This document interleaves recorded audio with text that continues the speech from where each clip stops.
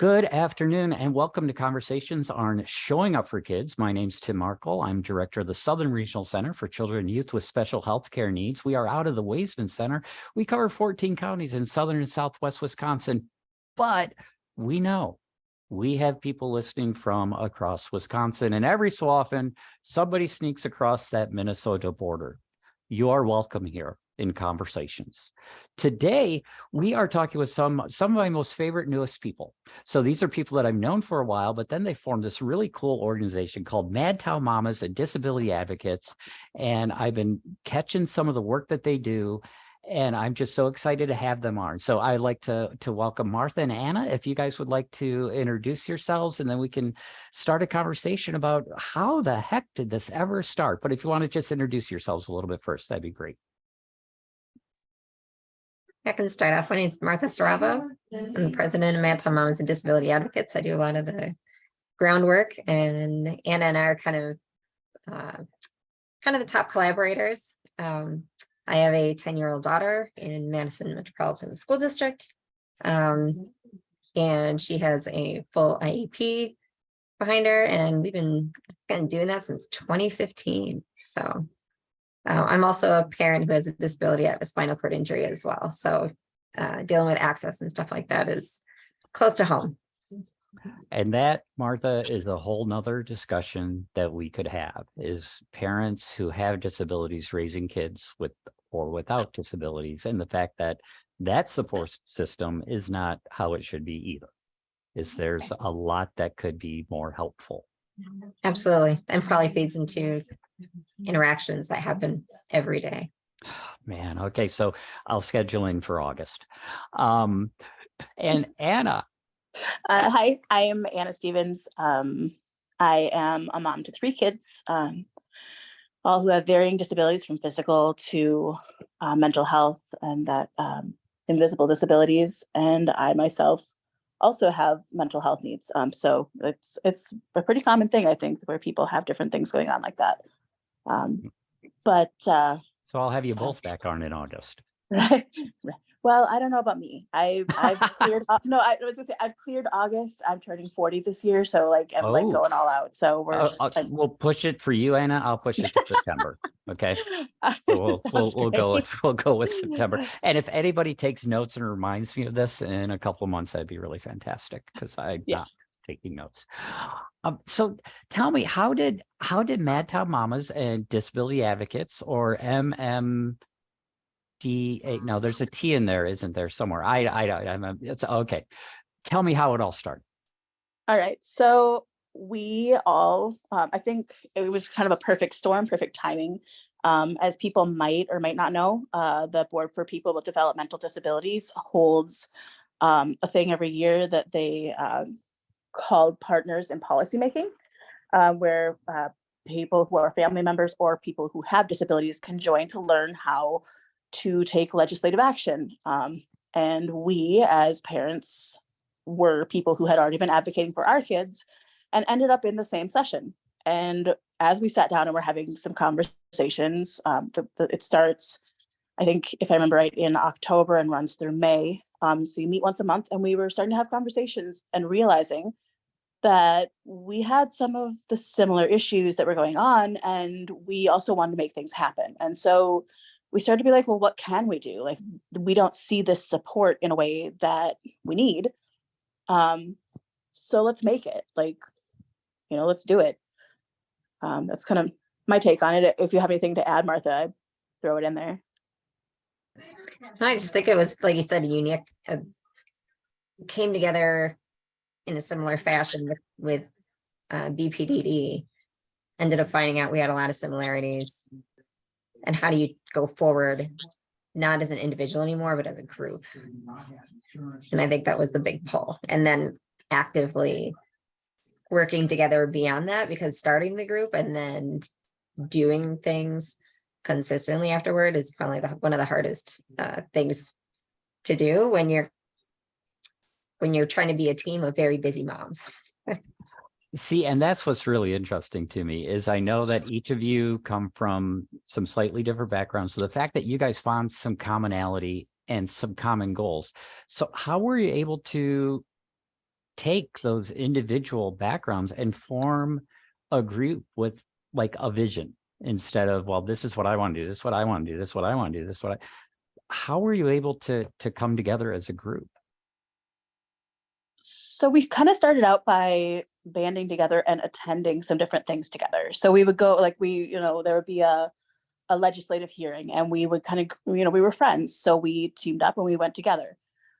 And we just spent time together. So we'd sit and we'd make a point to have coffee, or we get together, one of our the houses, and sit and, have coffee and donuts one day. And we're just sitting about and figuring out what we want to do.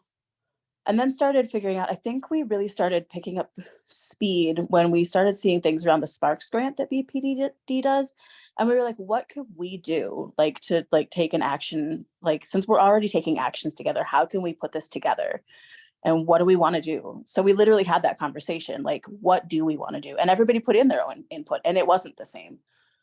But we kind of centralized, and you kind of, at least that's how I remember it. I remember sitting down on Park Street at the coffee shop and being like, all right, so what are our goals as a group? Like, what if we're going to be a group?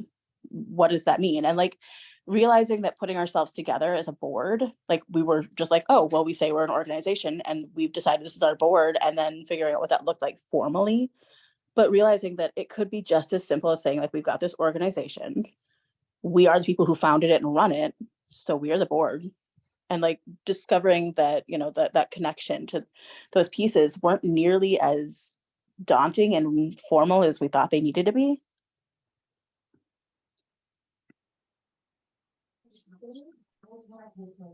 I think I had a way to like caveat off of that. It's okay to not know your strengths right away, because I think we figured them out over time, because you don't know what you're bringing to the table. You have something in common, and then it's like, where's your comfort zone and what is your capacity as a person? And then trying to engage with the team and saying, well, I don't have this capacity today. Can we either do this at a later time? Can we do this together? Something along those lines. Because we were part of the class of 2019. So we only met a year prior to COVID starting. And then because of COVID, there was Zooms. So we're like, well, no better time than the middle of Zoom season here for a while. And we modeled off of a group up in Eau Claire called SEPTA. And there was a wonderful lady who I had been put into a room with when we met with, when we did a summit for WPEN, the Wisconsin Public Education Network. I'm trying to have to remember all my verbiage. In doing that, I got to actually know what her group did more. So we were able to use it as a model and then see, like, how can we apply it to Madison? Do we have to do everything the same way? Absolutely not. But you get to figure out like how did the group and the vision that we had, where did it align, and where did we want to do something slightly different? And just kind of take your time and navigate it, like Anna was saying. So just kind of. Yeah. So we started out though, and to get to that point though, it started with that conversation that we were having before of what do we want to do, and we were all having issues in our schools, and we were all trying to figure out ways to get involved. And so like beyond like voting and stuff, we were like, okay, school board, okay, then we riffed from school board to, do we go to our PTA? Do we feel welcome at our PTA? And then we realized there wasn't really a space for us there. And so that's kind of like Martha was meeting people, and we were realizing there was a need. And so when she met that, she brought it back to us, and she was like, I heard of this really great thing. What do you guys think about this? And we were like, oh my gosh, this is perfect. And then we had to start to figure out the whys and the hows, and like, how does a person even do this? And by actually having met people like the people from Wisconsin Public Education Network, we had learned skills like, and through going through partners in policymaking, we had learned things like power mapping. So we started looking at like, who makes the decisions? Like, what is the most direct line to get a hold of people to get what we want? And I think that's kind of where one of the things we did too, is we just said, you know what, I belong in this room. Like, I belong in the rooms that I want to be in. And that was something that we really said, instead of questioning, do I belong in this space? We were emboldened by some of the experiences we had to say, all right, I want to be in this space. There's this person who makes the decision. How do I get a hold of them? And how do I, start having conversations? And just assumed that, if we wanted to have a conversation with somebody and they were open to having it, then we would move forward.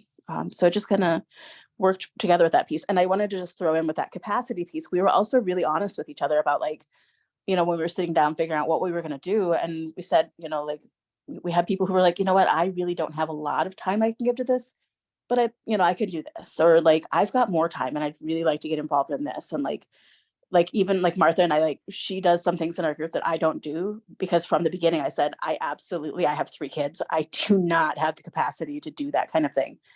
That doesn't say that I never, ever step in. There have been times where because we're teammates, and there have been times where I step into certain things and I will help out with things.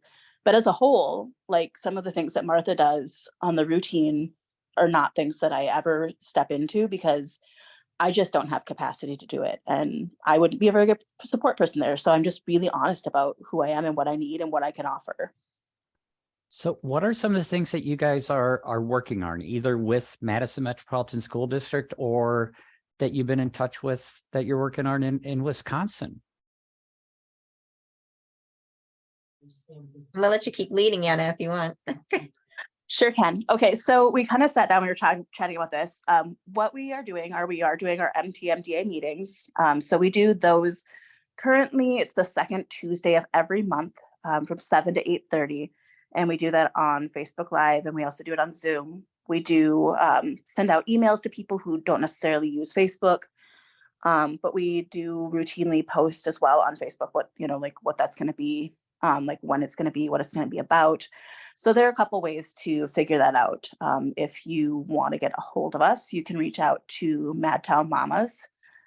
It's madtownmommas@gmail.com. And we will definitely add you to our mailing list for that. The thing that Martha does that I don't is a big part of it is she works with families who need somebody to come in who's got that experience of having a child who has an IEP, but knowing enough about policy and being objective enough to be kind of an extra ear. When we were first starting out, Martha, we helped each other. So Martha came with me to my kid's IEP, and we sat down, and she is a person who's really good at this. One of the things she'll do is she'll say, I hear you guys saying this and you guys are saying this. I feel like you guys are going towards the same direction, but she just it's that objective ear. But where it comes in for the IEPs is that we have the trust. And I think that's because we are we're peers. So we're our boats may be slightly different, but we're in similar boats. And so that's a big thing that we're, it's easier to go into a situation with somebody who knows some of the things you've been through and how unnerving it can be. And then, those are our main deals. We will take other things. I know Martha mentioned Summer Summit. We participate with WPEN, and they bring in educators, administrators, community members across, and it's just different things around advocating for public education, which we are big public education advocates. And as we, showing that we care about kids, but we bring that perspective of families with disabilities. And it's that's a big part of our deal. And this year, the other thing we're doing that adds on that we don't do every single year is actions surrounding the state budget. So that's what's on our plate right now. So Martha, can you talk a little bit more about what it's like to reach out and having families contact you, and what that looks like? And if you have this idea about anything that you're hearing consistently, sort of what's happening out there with families. Yeah, it's always troublesome waters when we get involved usually, because a lot of it is word of mouth from other families around here. Occasionally people catch us via Facebook or looking up on the internet, just from the different things that we've done that's gone out there. And then people find out there's a Madison group. The things that I do with families getting directly involved with IEPs allows us to get a bridge in place that wasn't there before. Sometimes it's because there's such a disconnect happening at the table of, like what Anna was saying, two sides can almost be saying the same thing, but if you don't have an objective person saying, you're saying this, what ultimately means this, broken down into more simplistic terms, and the parents are saying this, and again, maybe shifted a little bit, but like y'all are doing the same thing. So why don't you guys just put it in one language, a shared language, and go in that direction? Or sometimes it's literally just putting ideas out there, because being a parent, I mean, I do it myself. It is overwhelming. Every single IEP team meeting that you have, because you're talking to a room of anywhere from 3 to 10 plus people sometimes. And as a parent, you're always in like thinking mode and troubleshooting and making sure all the points are there. And occasionally that extra set of eyes that kind of are a little bit more neutral. Sometimes you need that, sometimes you don't. And it's just hard to tell when that comes into play until after the meeting is over and you have a chance to kind of reflect on everything, or you kind of see where something's going. So most of the times when we get involved, because things have kind of reached a place of people are not communicating appropriately, the kid, the scholar who is not, does not seem to be supported in the most meaningful way possible. Whether that's the school thinking that they've got enough there, or the parents saying, or the caregivers suggesting that there could be something added to that day, but they just don't know how to bring it into context. What can they ask for? What kind of rights do they have? You know, things like that. So it all comes in there, because I think parents are probably the most uninformed IEP participant most of the time at the early stages. And then you just kind of die, you're just shoved into the world. I mean, you can't not get shoved into trying to learn more down, as you go forward, especially when you have a heavy team on board. But it's a lot. And at least sometimes where I'm just like, I need to talk this out with another person. Great. I meet a lot of really awesome, fierce mama bears out there who sometimes we just need that vent space, or that I need to bounce this off of you who's had, other experiences before. Sometimes I'm reaching out directly to MMSD admin, like our special education director. And that was actually a big shift too, because we used to have John Harper when Madtown Mommas first formed. And now we have Dr. Molfenter, where I can get a hold of her directly. And sometimes we can actually bridge some of these gaps and work with families on a completely different level than I was ever able to with the district before. So Martha, Yeah, I want you to expound on that, because it strikes me that, I've been now working in the area of disabilities with Waisman Center for over 13 years. And I know historically there's been this disconnect between Madison Metropolitan School Districts and the families. And the families aren't being listened to, and the school is doing what they think they should do to increase family engagement, but it's not increasing family engagement. They just seem to be disconnected. And it sounds like one of the things you're trying to do is to try to be that bridge as well, to connect the school system that you believe in with public education with the families who depend on it. completely. There's actually been a couple situations where I've tried to bring the school personnel and the family into what we would call restorative conversation because of how things have evolved. I think out of the 3 or 4 that we've tried to have, we had one which was successful because I could feel, mom would text me and I would just feel the hurt. I just feel like her pain was still there, even though there had been a lot of changes at that point. It was like, we got to stop the mediator trying to do all the communicating. We got to get the school and the family back on a conversation, like a communication space. So we scheduled a time to literally have the family just have a discussion with the people that she needed to communicate with at the school. It was at least a starting point when everybody was there, because you need everybody to want to do that. And that's probably the bigger part of that, Tim, too, is because before, when your administration is trying to work on things that say, this is how we're running things, we're not going to do things that are so out of the box because we're just uncomfortable doing that. And if one person wants to do it, everybody's going to want to do it, which is not right because every situation is different. Yeah. I think right now our district is trying to be a little bit more individualized in nature. They did add a family ombudsman per a request that we had, which is also similar to what SEPTA has up there, but I still think they're still trying to figure out what can that role do? So Anna Moffat currently fills that role in MMSD, and she was once like she worked for NAMI. I think she worked for Family Ties before that. But she has a lot of that family connection and a little bit of administrative know-how at the same time. So she's a great person to have that role, but I think she's being underutilized right now. And that's on a couple different capacities. And that's in how she can engage with families. What kind of content can she create for families down the road?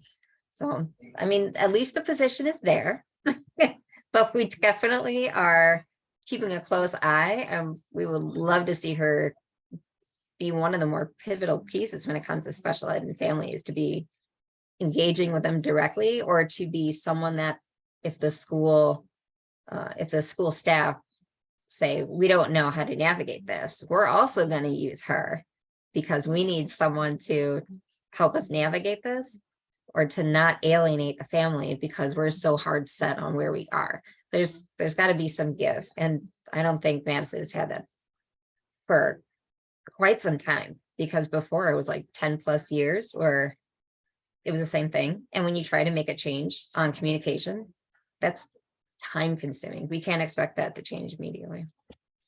So we're going to take a hopeful tone, that there are, the two people I mentioned, Dr. Molfencher and Anna Moffat, are two people that will listen to families and understand the struggles of families.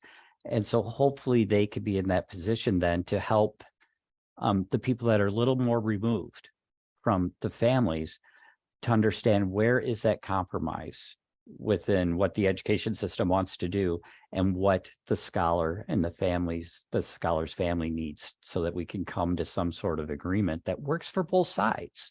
This isn't about, my way or the highway. Either way, it can't be. That's not the way our scholars work. Exactly. Comes down to that individualized attention and thinking that no is not really an appropriate answer ever. Right. It's can we do this? And that should be a question that other people should be able to participate in.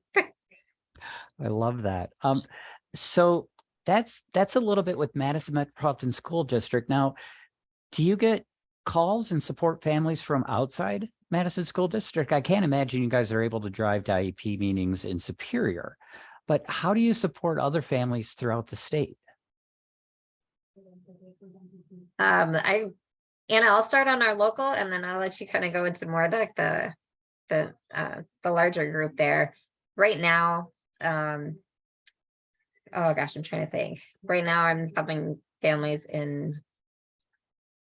or at least in communication to some degree. Like I said, everybody needs a different level of support. Say Verona, Baraboo, Wausau. Last year, we helped a family over in Union Grove, which is by Milwaukee. Yeah, it's never all in Madison, because special education in Wisconsin has a very similar approach, even though it looks different on a piece of paper. A lot of times it's we can do some things over Zoom and kind of use the hybrid nature. I have traveled outside of Madison though to do IEPs and to meet up with families personally before, though, just because it's really important to have that personalized nature sometimes. And if they're close enough where it's not way out of our area, just being in the room with them makes a huge shift in the conversation. Annie, do you want to jump into the stuff that we've done even broader?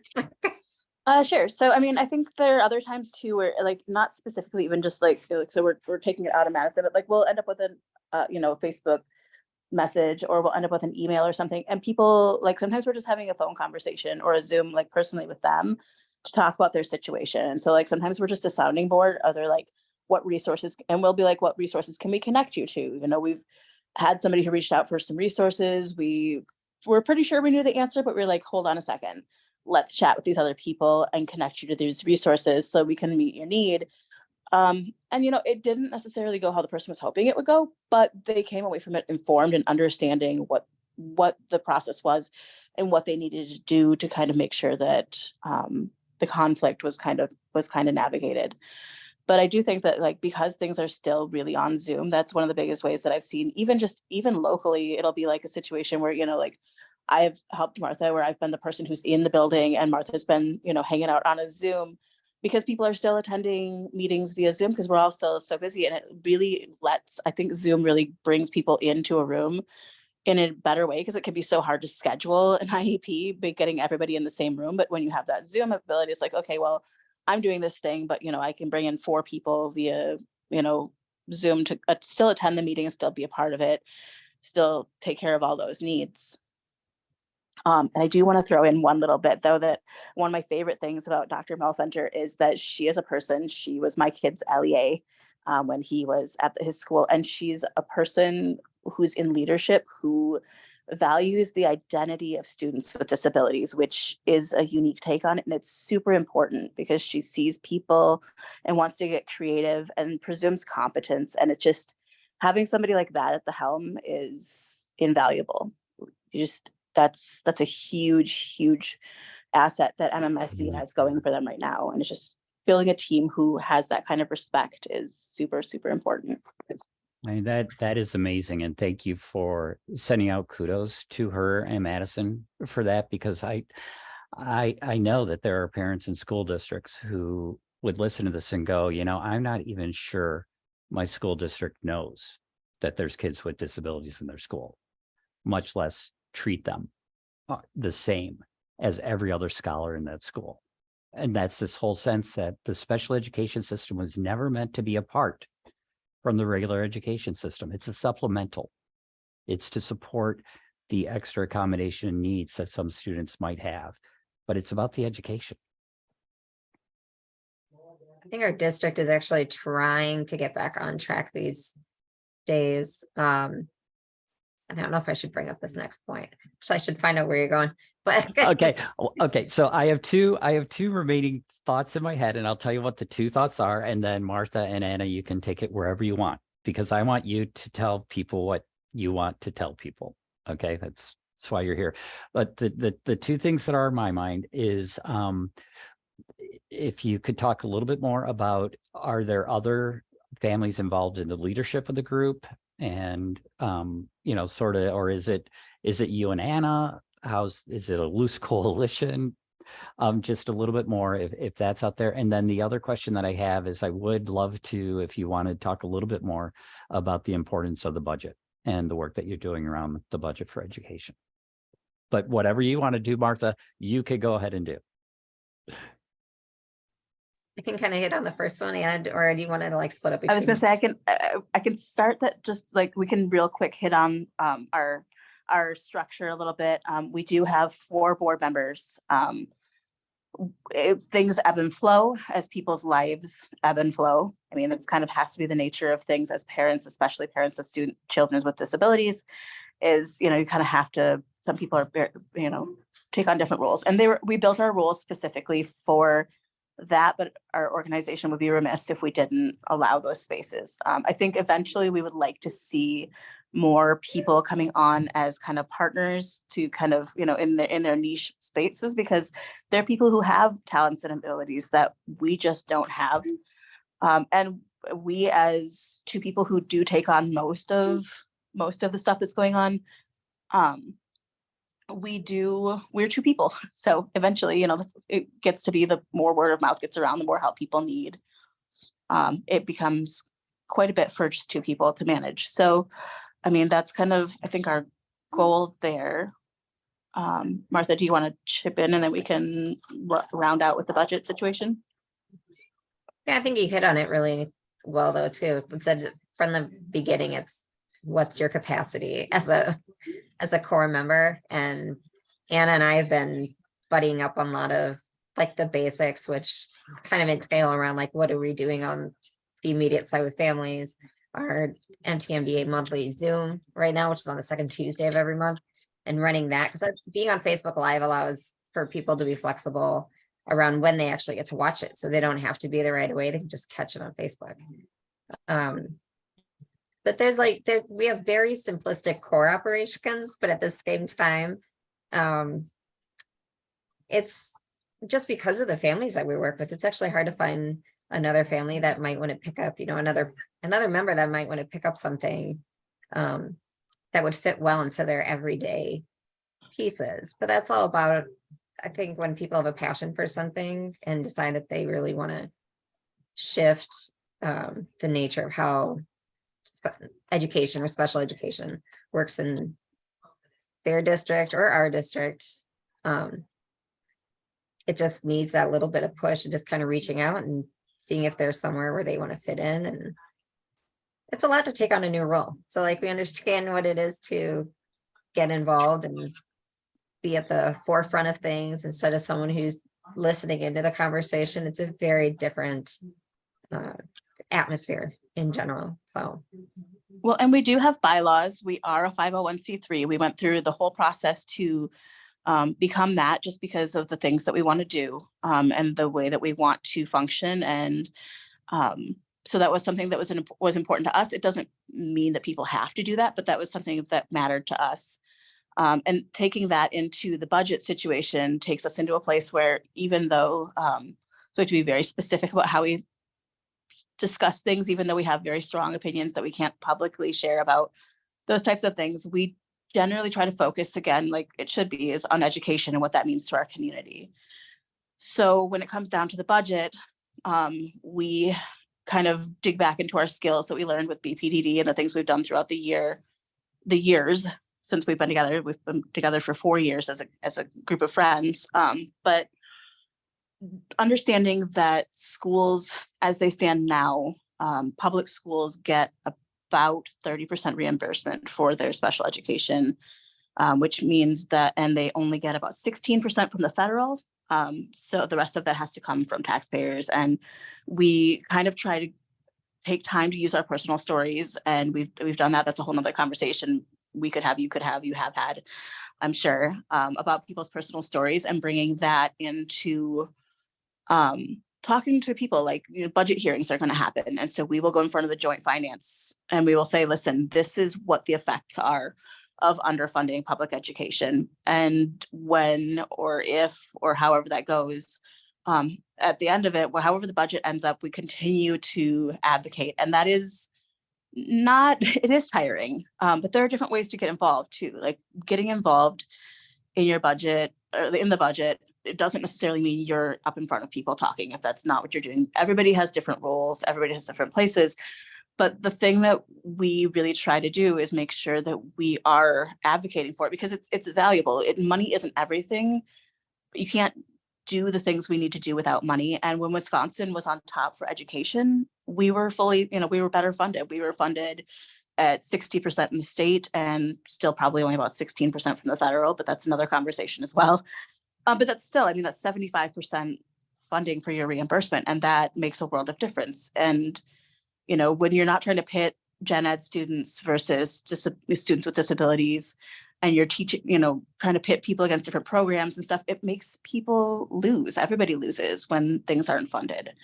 And so that's why we get involved. It's because we know that correlation, and we never ever like turn away people and say, oh gosh, you use private school or you use whatever, because we think that's bad. But we do understand that public education is a vital place where the majority of our communities send their children, and it's how they learn how to interact with each other. And for us, if you have a good place that's teaching children how to interact with each other and know who each other are when they get to be adults who are making policies and working in workplaces, they're working with other people who have differences or who have disabilities, and they are eventually knowing how to support them. Because I think that's one of the biggest barriers we have, is that people who are currently in our offices, who are currently making budget decisions, didn't have those kinds of opportunities. So unless you know somebody, they just don't understand the deep impact and like the deep hurts and cuts it's making, and how it's just kind of stunting us as a group. So anyway, that's my soapbox. Thank you. I have you on so that you can stand on that soapbox, Anna.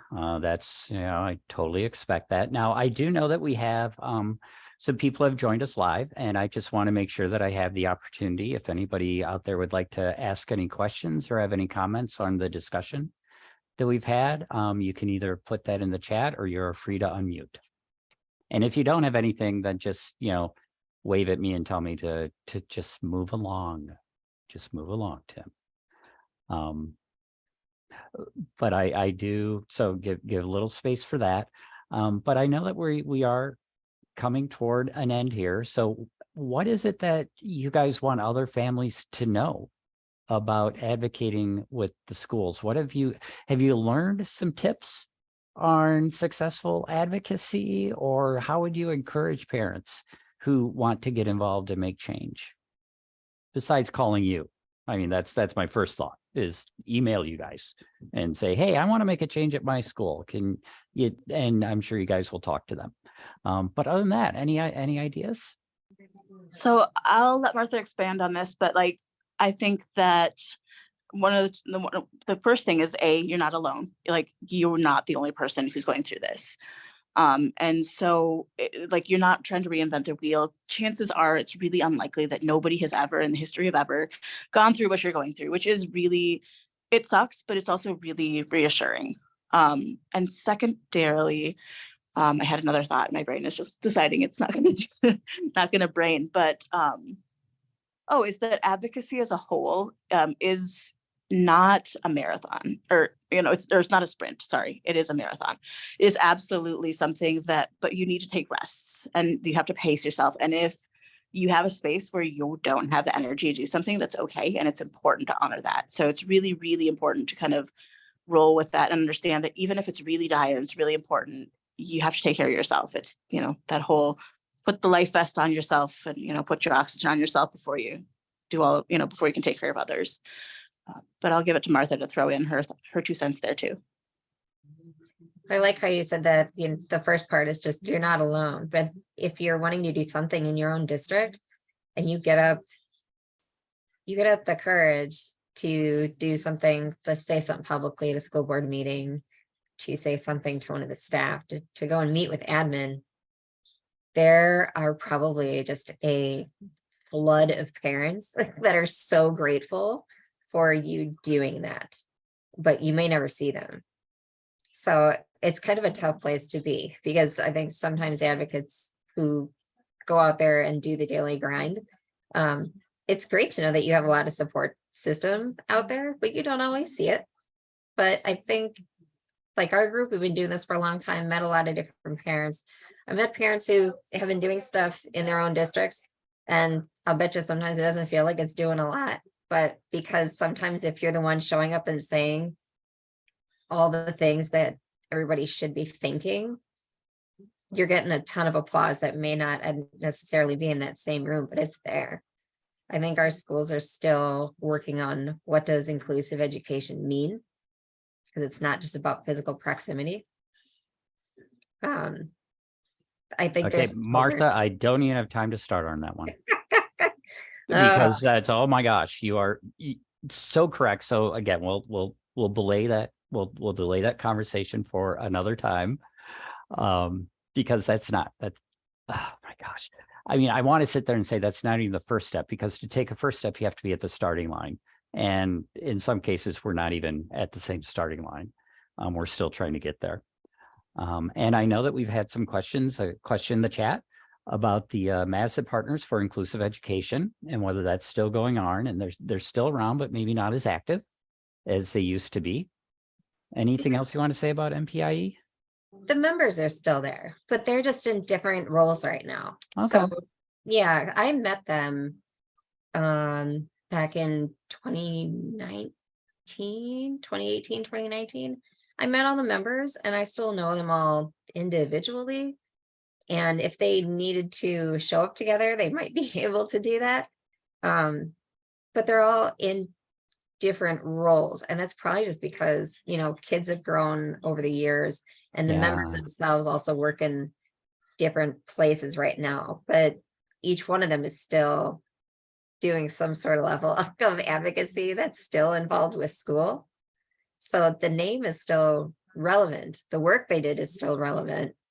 They're just in a different capacity. We actually see them in our room sometimes and the things that we, Awesome. yeah. Yeah. And that's having that space where like-minded people can come together is so important. The other question in the chat was about endorsing school candidates, and the response for that was that as a 501c3, there's just no way in hell that you can support one candidate or another, because that may affect your 501c3 rating. But dang it, you could provide information, encourage vote, let your voice be heard, get out there, learn about the candidates, and learn how their views are going to affect the future of education, and then make your decisions. I think it's even more important to know that education should not be one-sided, and Yes. if anything, it needs to be on the other side of the aisle just as much as it is on the one we assume where all the conversations are. Right. Thank We you. just had a conversation in our last month's meeting where we brought in somebody from the Disability Vote Coalition. And she does something else, and my brain is, but we brought her in and we had a conversation. I think she might work for disability rights, actually. But we were talking about, like, why is it important? Like, what is happening in the election that matters to families with disabilities? Because that's something we can do. We can absolutely say, and here's how you get the information. Here's how you vote. And here's how, like not how, who you vote for, but here's like how you get to that point and why does it matter for your family? Because, you know, one of the things that we were really talking about, Martha and I were having a conversation about making sure that people understood the importance of these interim elections and what that does as far as an impact for our communities. Because people don't necessarily know, like, you know, like when the president is, you know, being elected or the governor's being elected, like there's some, you know, everybody's getting real loud, but it gets a little hairy when you're talking about aldermen or you're talking about Supreme Court and you're like, why does it matter? Who cares? Or I don't have the energy, but like, why should I make the energy? And putting all those resources out there takes some of that away for our families as well. And like, that's one of the things that's helpful is that we know it takes a lot of energy to advocate and to keep going. And so if you don't have to do as much searching and hunting and pecking for information, that cuts down on that energy expenditure and makes it just a little bit easier to access that. The intersectionality has been a big part of our conversations. And Anna, it is Disability Rights Wisconsin. I can't remember her last name. It's Pamela. Do you remember Anna?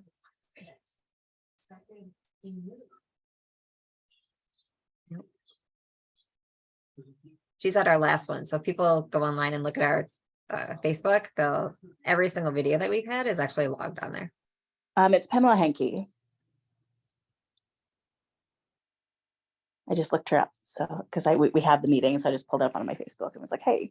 Oh, see, just as simple as that. Anna was able to do it right here live, so you can find the videos too on Facebook. That's how easy it is. There's the plug. You don't even have to send me the check. It's the plug for your Facebook. I want to thank both of you so much for being here today. This is a fascinating story of families coming together to work as a powerful team to make change for the betterment of our children. And that's always a story that needs to be told. I will do one more thing for you guys. I just want to let you know, this is just how cool I am. Okay. We just want to make sure you know. I don't normally keep track of the chat conversations or put out resource sheets for conversations. I try to keep them pretty casual and fully, but for you guys, I will add a resource sheet to the video that's out there so that people can get all of the links, including to your Facebook, because I know they're all included to the second Tuesday of every month to join you guys on Facebook Live, and you bring in speakers and you have conversations, and I've been there and it's fantastic. And I wish I hadn't scheduled other things for Tuesday nights, but I have. So I can't be there all the time. So I will put all that out there, but any final words before we go?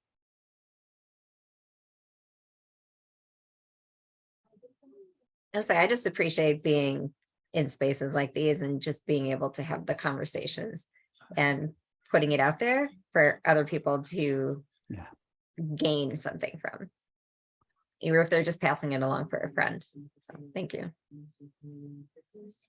Anna, you're always our closer. I think that one of the things is that, like, for me, I always tell Martha, like, it feels weird because we've been working together and we've made a lot of connections. So we've been working together for the last 4 years. We've made a lot of connections, but walking into a space where people want to listen to us is still super surreal to me. Like it's important, but it's just super weird. So like, if you're out there, and you're a person who's like, I'm going to form this thing, but like, I could never at least I have mad imposter syndrome where like I'm just always like, and people are like, yeah, we want you to be here. And I'm like, oh, that's right. We do things and people value that. And it's just, you don't have to be amazing and like super confident. It's just taking that step, I think, and saying, I want to do something and taking a step to do it. And, it's, it's simple, but easy, or simple, but hard. I don't know. It feels hard, but it's simpler than it seems. It just, I guess my point, and I'm a rambly person, is that just the idea of it's not, you don't have to be perfect. There's no magic formula. We aren't these amazing dynamo people who like aren't the same as everybody else. Like we literally are the same as everybody else, where we have challenges with, physical things, mental health things, all of those types of different things where we're dealing with that. And we take steps back as we need to, and we take steps forward as we can. Fantastic. And if I was a good editor, Anna, I would pull out the audio on advocacy, that it is it's simple but hard. And it's taking that one step, is deciding to take that one step to make change. So thank you both for being here. I really do appreciate it. I appreciate the work you do, and I look forward to continuing to figure out where we can continue to partner in the coming months and coming years. And I'll try to see if I can remember to have you back in September after Anna is done celebrating her birthday. Thank you for inviting us. Have a great afternoon. Thank you.